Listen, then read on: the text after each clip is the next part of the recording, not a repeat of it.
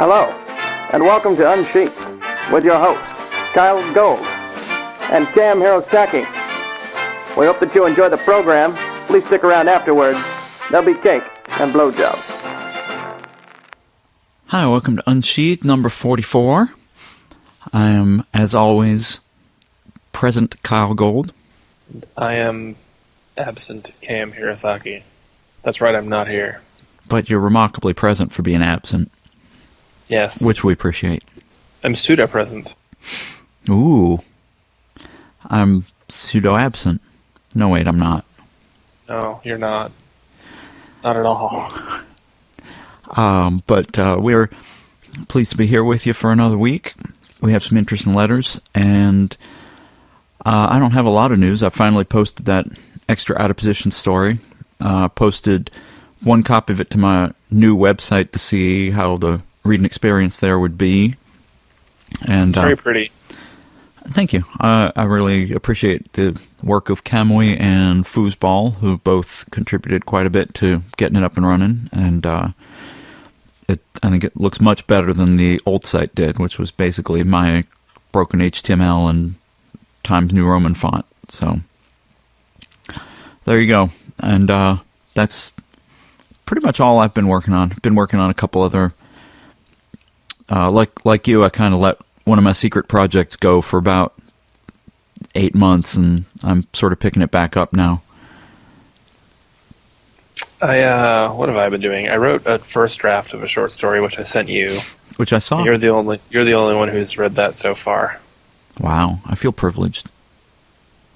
And I've been giving my brain some time to rest after reading that one thing that you gave me to read before I read it again. All right. Then I can tell you more about what I think. Anyway, we got a bunch of letters, and we're gonna get started and get through them. And today, most of what we're going to be talking about is a lot of this is kind of more personal stuff as it relates to writing and us and people's relationships to writing in the fandom. So it should be an interesting half hour or so.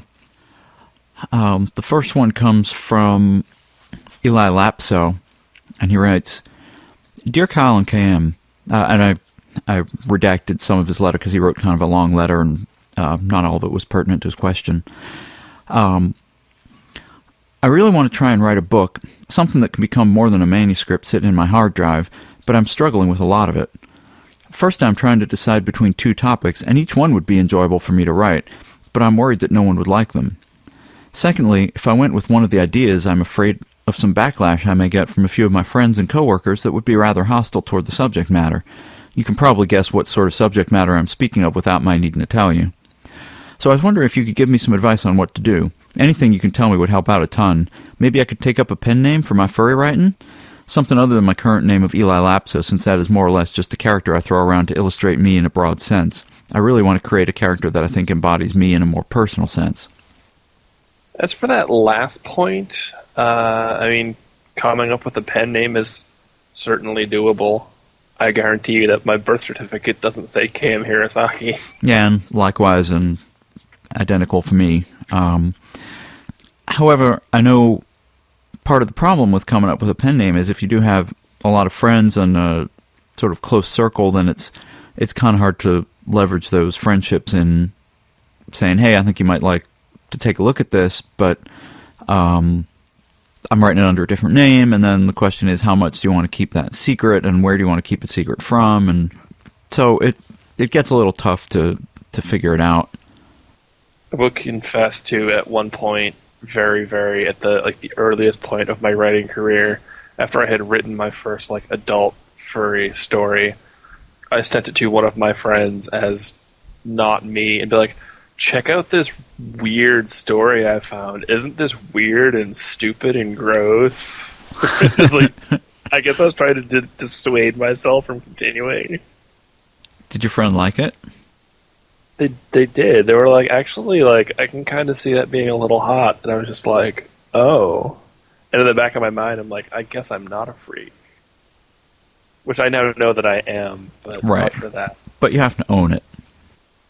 You're going to make it yourself. You're going to take it back. Exactly. We're taking it back. Yeah, I think if you want a name to sort of write that kind of stuff under, I totally support that. I think we've talked about the topic of pen names on this podcast in the past. It's something you really have to decide how comfortable you are having various work associated with whatever name you choose. And it is a little bit more work to create an alias, but if you feel in your case it might be worth it, then it's worth doing. Yeah.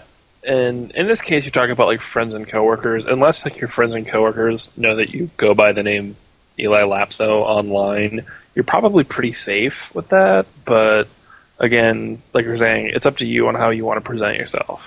Right. As for trying to decide between two topics, and they sound like both things that you want to write, but you're worried that other people won't like them, just work on them both for a while. Don't worry about who's going to like it or who's not going to like it. If you're passionate about it, you should go ahead and pursue it. And eventually you may find that one of them takes over the other one, and you start kind of getting tired of writing one of them and you really want to focus on the other one, and then just follow that. Yeah, I mean, people talk about the muse, and it's kind of hard to make it do what you want it to do. So, I mean, go with what your brain is clamoring to do, I guess, is the best way I can phrase it. Yeah, because the thing is, if you're passionate about it and you're enjoying working on it and you want to work on it, that's going to make it a whole lot easier to write a story that other people are going to want to read. But I think that was a good question, good discussion, and I think we can move on. We're going to read the next two letters and kind of answer them together because their questions are sort of related. Okay. So this first one comes from, I don't know if it's Playa-Roy or Playa-Roy, either like the Spanish word for beach or like some sort of gangster culture thing. I honestly don't know which it is. Wow, I think it shows how far out of gangster culture I am that I didn't even think of Playa-Roy. I just thought Playa-Roy, and I thought, oh, Playa del Roy, that's really cool. He named himself after a beach. He's maybe the son of a beach. Yo, man, don't be a hater. And that's spelled H-A-T-A-H, in case you were wondering. Right. And, well, we're not going to be playa-haters, so. We will not be. But he writes, especially, he starts with, he says some very nice things about us. He gives us some compliments. And then he says, now, I am not a writer, artist, or have much of anything really to contribute to FA, for that matter, due to work schedules. But it's something I go to every day, and it makes every day of my life struggles feel worth it. Not necessarily because of the porn, but because of the expressions and emotions put into every piece of work. I feel like I'm one of the strangest people I know, living as a full-time expert technician, working for Redacted, and hiding the fact of being a gay furry art enthusiast. There's nobody I know on a personal level that is into furry, so it's a little hard trying to cope with being in the fandom and to not be able to speak a word to anyone just because it's such a hard topic to start and getting understanding of. So the question I have for you guys is simply, how did you get into the furry fandom? And then he says, by the way, one reason I love Out of Position and have 100% respect for you meaning you, Kyle, was because of this quote. I think it's both of us. Oh, you wrote this, which is, at the end of the day, we want to go home and relax with someone who doesn't need us to be anyone other than who we are, which is from page 70 of your printed copy. Hooray, he has a printed copy. Oh, ouch. Paragraph. Damn. I only say that because of some various electronic copies that have been brought to our attention recently. Yes. It says, the paragraph of this quote cannot be any more true and makes me happy for who I have. Gay or straight, we just want to be ourselves. There is not a doubt in my mind that I know you guys are happy and love what you do, and hopefully there are many more podcasts to come. And we do love what we do. We wouldn't sit here and yammer into microphones once a week if we didn't enjoy it, and we wouldn't sit and write huge novels and reams of short stories and whatnot if we didn't enjoy it. Yeah, like no one's paying me to do this. What about the podcast? And then the second letter. Dear Mr. Gold and Mr. Hirosaki, I wish to thank you both for allowing myself and many others to catch a glimpse of your inner workings, to be interpreted as you will, and thought processes. I do have to say that I'm a newcomer to the fandom, having been involved for about 3 weeks now, which have been wonderful so far. Although I'm loath to admit it, I was initially drawn to the art, and upon stumbling upon some of Mr. Gold's writing by accident, found myself pleasantly surprised by the stories I read. I'm ashamed to think that I had never thought anthropomorphic short stories and novels could be quite as delightful as they are, hot fur on fur action included.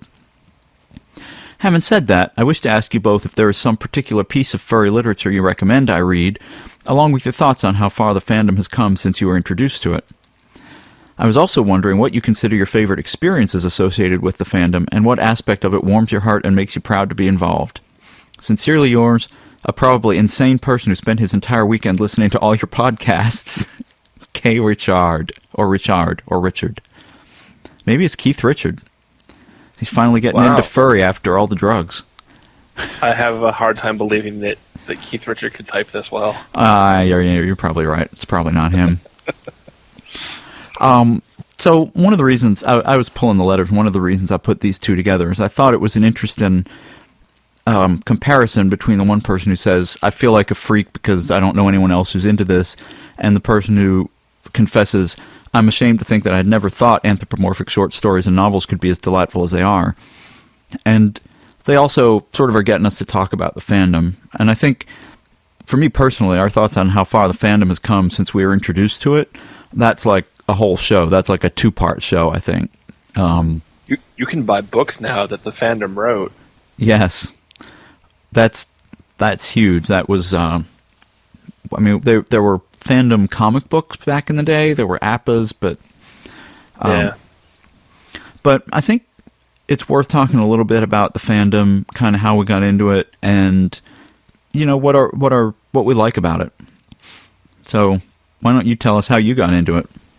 I found the fandom by accident. I actually have a bit of an interest and something of a background in biology, and honestly, I wasn't looking for furry stuff. I just found it by accident while looking up stuff on animals, and I would keep coming across like these different sites that would have like these like pictures of these characters, and this was back in the days of web rings, and so which I reminded you of earlier today. You did, which is funny because like this story would have been the same either way, and web portals. And I would just go like, okay, well, this is like this. What else is like this? And I was like, oh, this is strange. I keep coming back to this, though. And it was one of those things where I lurked for a while before I allowed myself to contribute actively. But once I did, it was like throwing, almost like, not to... You were talking about electrocuting people earlier when we were talking, just you and me. Just sort of like the inevitability of throwing this big final switch. It's like my life has not been the same since. I honestly can say that my life would not be what it is now if I had not done that.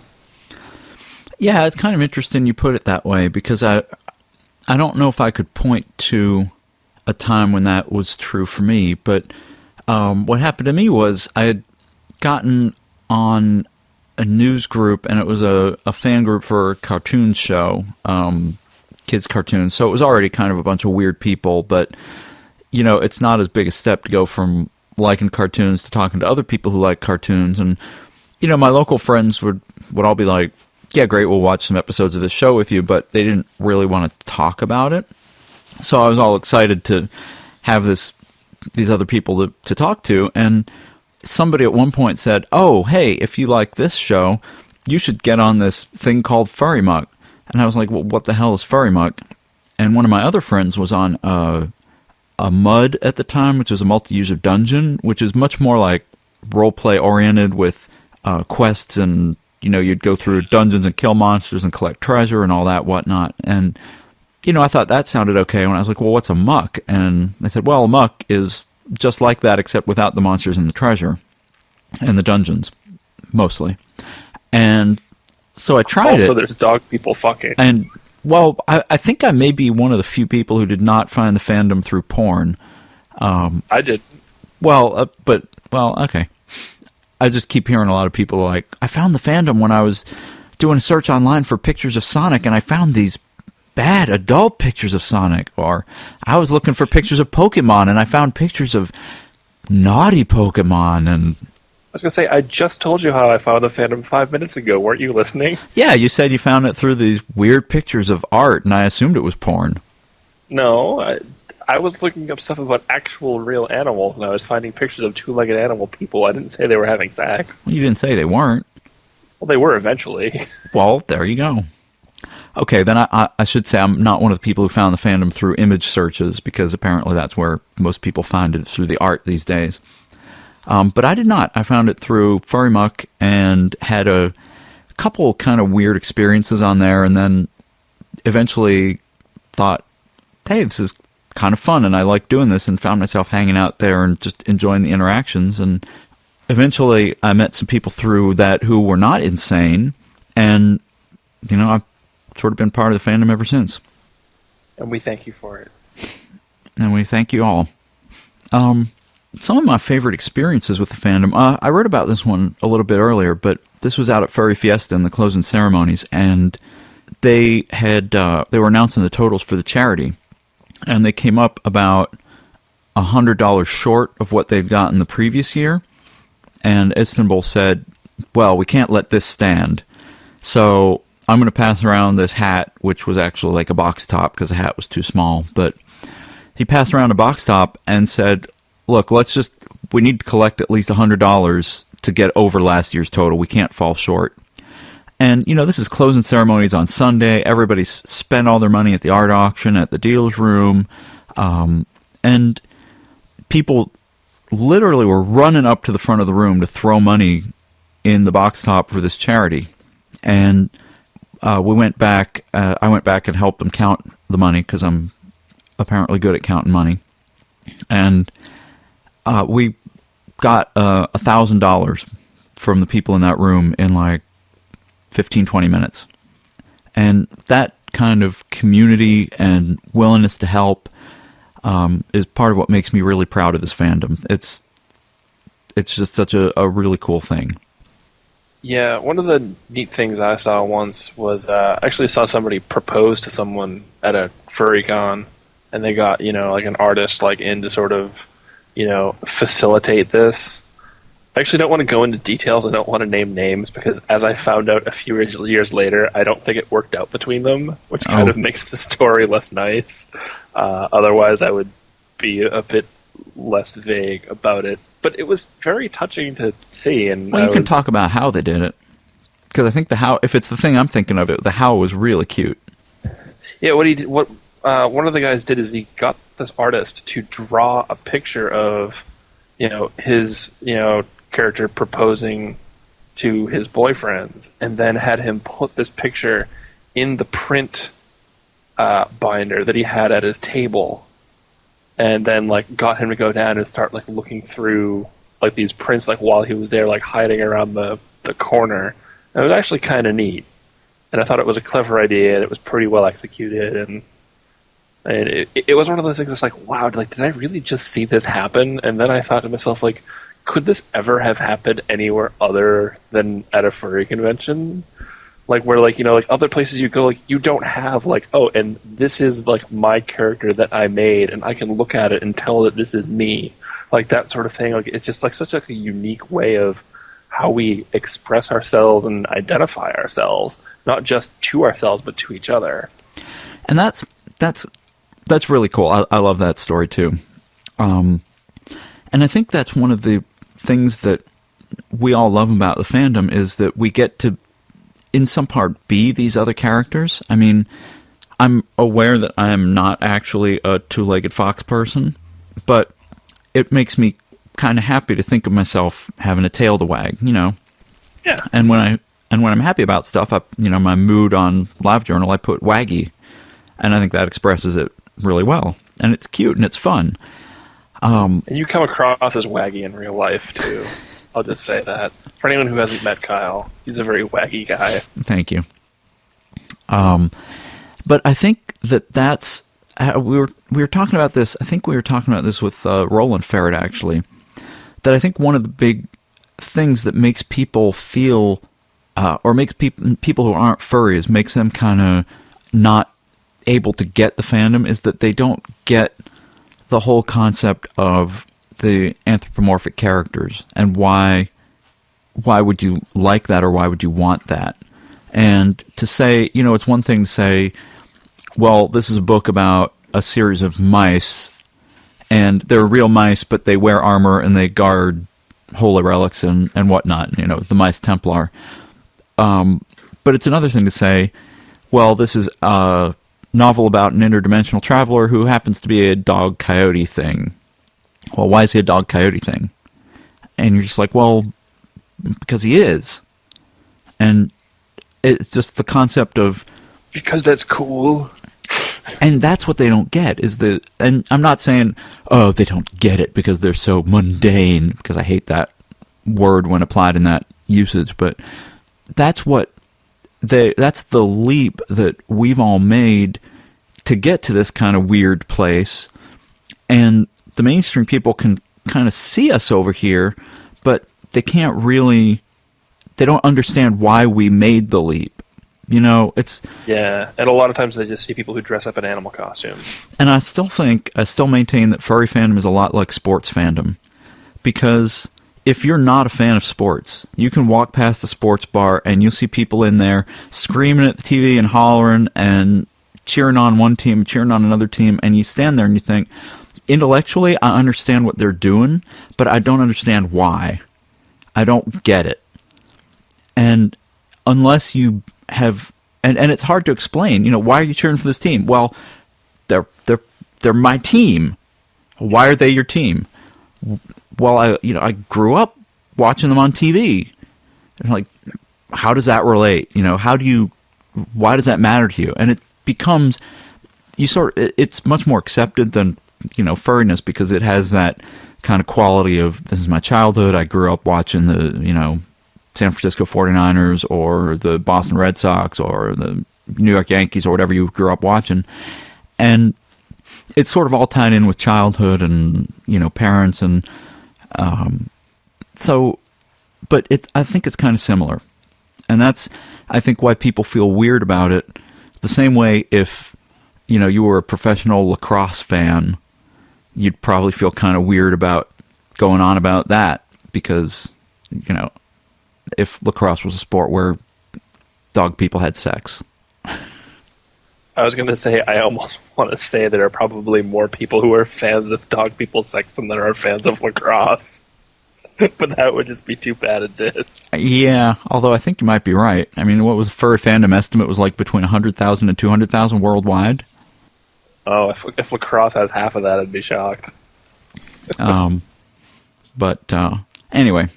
We've sort of, I do want to do at some point a sort of a show kind of more about the fandom and where we've come from and where we're going, because, honestly, I've said this before. If you go listen to the Live FC show when I have my little emotional, I love the furry fandom moment, but I talk about the fact that the fandom is so creative, and the art that we produce in this fandom, the writing, the music is starting to catch. Writing and music kind of lag behind the art because since it is all imaginary, art is really the most immediate way to experience that imagination. But I think writing and music are catching up. And just the you just walk through a dealer's room and you look at the different styles of art on display. You look at the number of people really just throwing themselves into what they're doing. These imaginary animal people. You look at the people who've sat down and me aside, people have sat down and written millions and millions of words about animal people stories. People have drawn comics. And a lot of this stuff is starting to come from within the fandom because we don't have that much outside source material.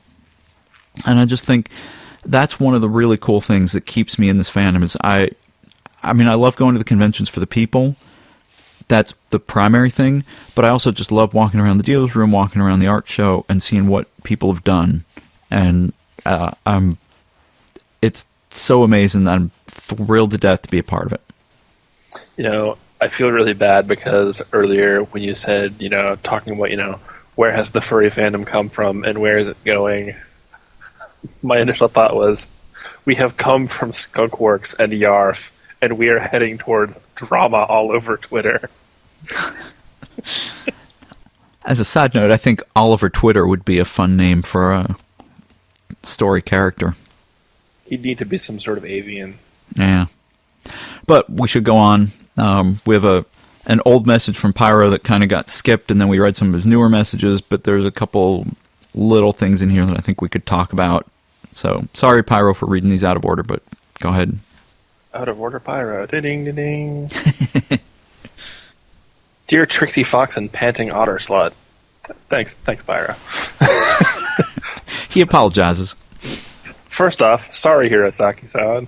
I kind of had to. Kyle got you too good for me not to. Well, you didn't have to, Pyro, I assure you, but apology accepted. It was pretty awesome that you were such a good sport about it, though, and we all know that you didn't mind all that much looking back on it. Well, I did get free porn out of it, so I guess I can't mind too much.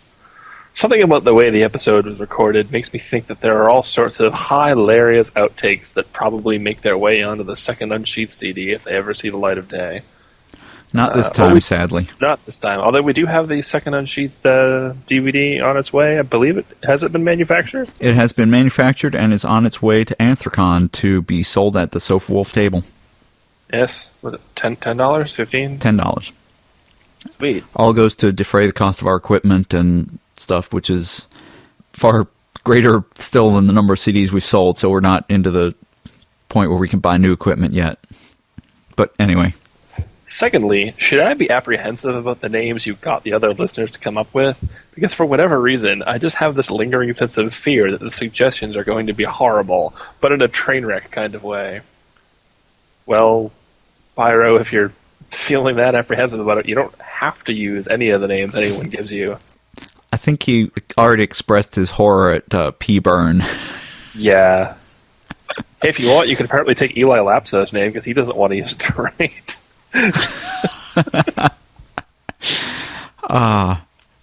They could work out a trade. But on to other things. You guys know that story I've been working on for you? The one about black rats in the back rooms of wet Super Bowl parties carrying lube without adding barbecue sauce? Not starring foosball, though, but that might be interesting in and of itself. Yes, it might. I think it might. Be. I think he should make a cameo in it at the very least. At the very least. Anyway, that story. See, I was finished, and I almost posted it, but then I looked at it again, and it seemed, well, broken, I guess. I didn't like it. Something about the story was off, but I wasn't exactly certain what it was. But then, I got an idea while I was in the shower, Windows 7 style, and it ended up changing the entire dynamic of the story. He was much more attractive than in the flashback. Yes. I've got ideas for stories in the shower, too. Out of Position came from an idea I had in the shower, so... Yes. Not while you were in there with me, Kit. Not while I was in there with you, either. I don't know that you've ever been in the shower with me. No, I haven't. But I have been in your shower. I can put that on my resume. I was in the out of position thought germination shower. Oh yes. Wow, that sounds really creepy. A kid just said, "Can we sell tickets?" And I'm just thinking, if you did put that down, people are going to start lining up and being like, "Can I just?" And we'll have to keep the water running. It'll be like a baptism or something. They'll be like, "Can I just step under the water for 10 seconds and absorb some of the vibes?" And it'll be like, "No, go home." No, and now we have to bleach our shower. Back to Pyro. Yes. I got this idea. It ended up changing the entire dynamic of the story, and now I think I'm going to have to rewrite most of it. I suppose my question is, has that happened to you guys? With words, Pyro Wolf. I like P.S. Pyro Wolf. If I remember correctly, I think Unsheathed got a mention on a recent Notcast episode. I thought that was pretty cool if the mention was in passing. And I think we've been mentioned on Notcast a few times. I think Fuzz and Savrin have occasionally mentioned us. They are quite nice about it. And this letter's kind of timely in that fashion again, because I believe we were very pleased to be asked to be part of their 100th episode. And congrats again to them on, we'll say that on our podcast now, but I can only hope that we're still as entertaining and energetic when we hit our 100th sometime next year. Knock on wood. So I've had ideas. I generally don't have ideas at the time when I've finished a story. Although I have had stories where I got most of the way done and then I said, this thing it's not coming together for whatever reason. And I suppose if at that point I went back and rewrote it, I could say that, yeah, I had that happen. But usually if a story's not coming together, I kind of just leave it be and I don't bother going back to it. Yeah. Although I will say kudos on being ready to post a story and then going, nah, this isn't working, and then stopping yourself from posting it just to get the feedback on it. Yeah, absolutely. I was going to mention that too. That's a terrific thing to be able to do. A terrific moment. Sorry, it's kind of late. Wait a minute, this story sucks. I don't necessarily mean it sucks, but it's broken. The S is for sucks. The S is for sodomy. Not in a Pyro story, we hasten to add. I don't know, how about you? Have you ever kind of gone through a story and then said, this kind of doesn't work, I want to rewrite? I haven't finished a story and then gone, oh, this whole thing's wrong and I have to rewrite the whole thing. But I've gotten like halfway through a story and gone, oh, wait, no, that's not how this should go. This is how it should go. And I've pretty much rewritten it from there. But I've never finished a draft and had to scrap the whole thing. Yeah, I kind of... I'll change the beginning a lot. The beginning is one of the things I change the most. I was just talking today about how I got about a third of the way through the Out of Position sequel, and then I wrote an outline, and then I wrote like another outline, and then I wrote a third outline, and then I wrote the rest of the book without looking at the outlines again. And so I think it's interesting. I might do at some point after it's released, just kind of write up those outlines, and so this is where we were, and this is what it became. Oh, wait, Lee was supposed to live. Oh. Well, I went back and forth on which one of them was going to have the MPreg. I forget which one I'd settled on in the outline. Anyway. It's Brian, right? Shh. You're going to spoil the surprise ending. Brian's just the surrogate MPreg. Anyway. Thank you, Pyro. We are very much looking forward to the story. And congrats on getting to that point with it. Hopefully it's still going well. Godspeed, Pyro. Pyro Wolf. So our last email. Dear Sheathers. I like that. Sheathers. Sounds like a 50s band. I love the Sheathers. Over the recent episodes, this is Kandrel, by the way. Over the recent episodes, I believe I may have taken on a pod identity that doesn't quite fit the actual Fox on the other side of this email. I live in the UK, but am, in fact, an American.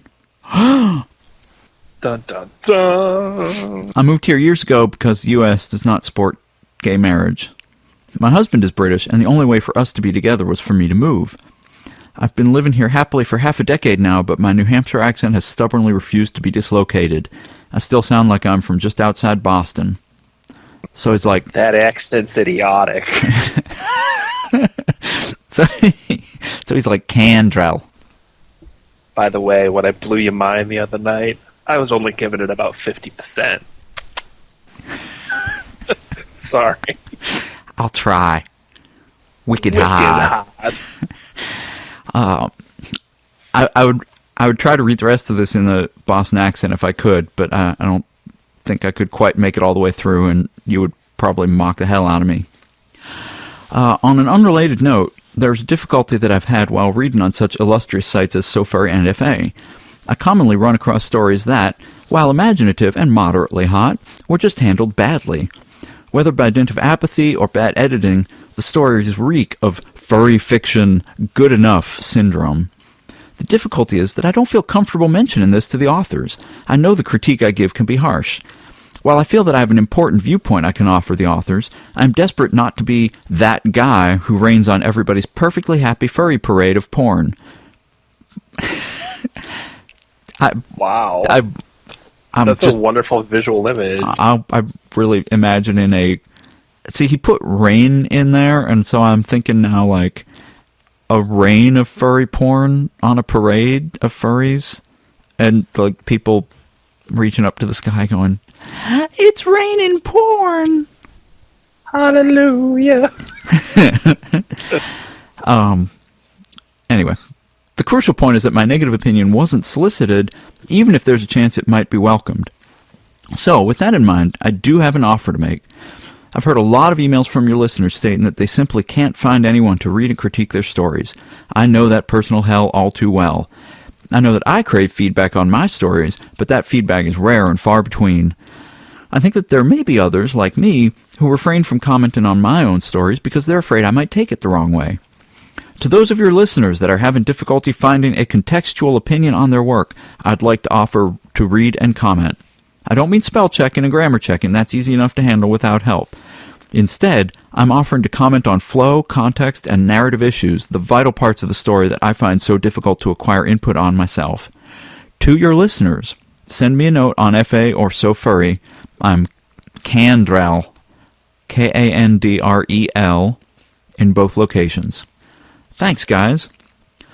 And I would add to that if you are going to take Kandrel up on his generous offer, it might behoove you to offer to critique some of his work in return. That was something Kit actually suggested after our last show, that if you're looking for someone to edit your work, one way to go about finding that is to offer to edit someone else's. It's only fair to do him a solid if he's going to do one for you, dude. Seriously.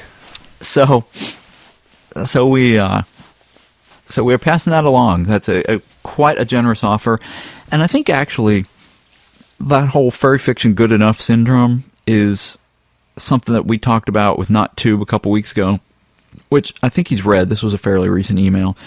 I'm sorry, I think he'd heard, and I think there's ways that you can present feedback like that. I mean, negative feedback.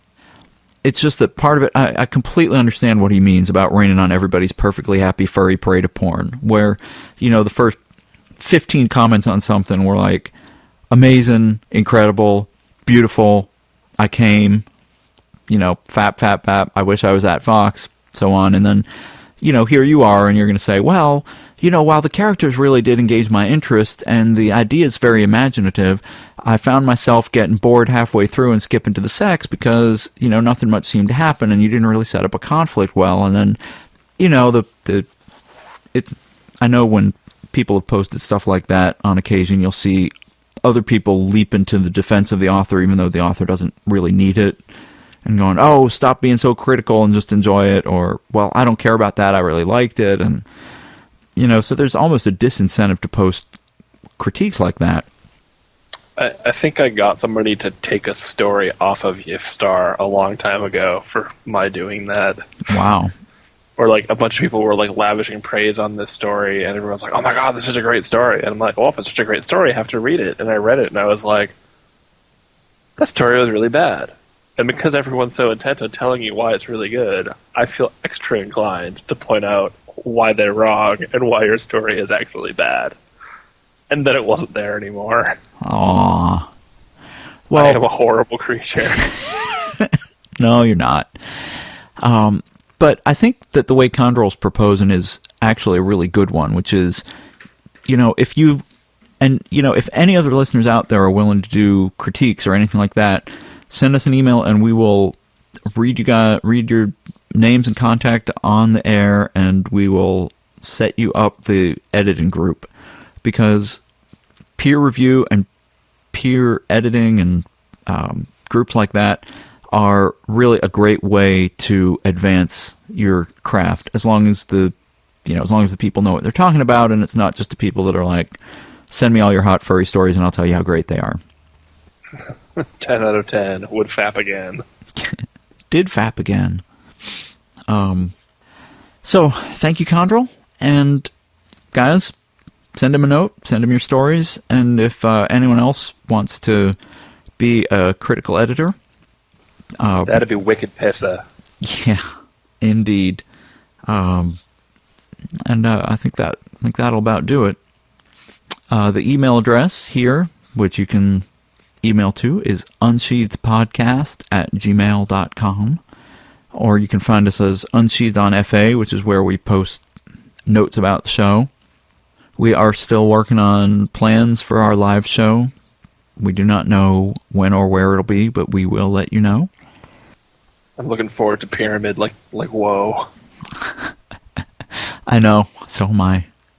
Kit's just like, why do you people have ideas? Again, you can find our Volume 1 and brand new Volume 2 DVD with me reading the first chapter of the Out of Position sequel on it. It is recorded, it is done, it is on the DVDs, it is being shipped. It will be at the Sofa Wolf table at Anthrocon, and I believe there is a fairly limited supply, and Sofa Wolf cannot run back and make more, so get there early and pick up your DVDs if you want one. Volume 2 has a bunch of stories on it, as well as episodes, 25 through 43? So this episode that you're listening to right now is going to be the first episode of Volume 3. There we go. Which is exciting. It is. 44.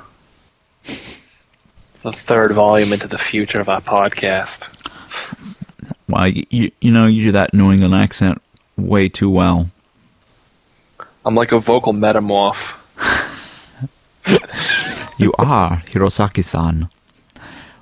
We saw a comedian the other night who was doing reading the headlines of the paper in just different foreign accents, and he would do whatever accent people yelled out from the audience, and one person yelled, he was like, okay, what should I read this headline in? And someone in the audience yelled out, hillbilly!